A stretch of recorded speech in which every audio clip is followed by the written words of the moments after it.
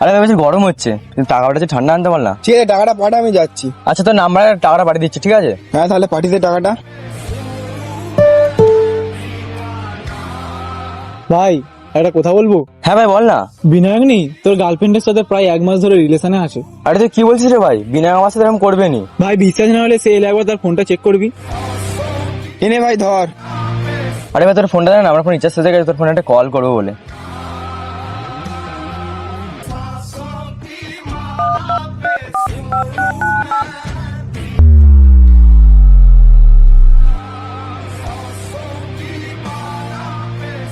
আচ্ছা ভাই, আমি গেলাম, আমার বাড়িতে একটু কাজ আছে।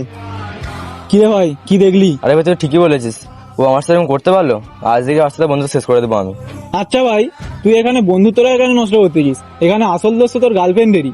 সে তোর সাথে রিলেশনে থেকেও তার সাথে কিভাবে রিলেশনে আসলো? সে যদি তোকে সত্যিই ভালোবাসতো তাহলে কি তার সাথে রিলেশনে আসতে পারতো? যে বিশ্বাসের যোগ্য নয় তাকে অন্ধবিশ্বাস না করে সেখান থেকে সরে আসাই ভালো।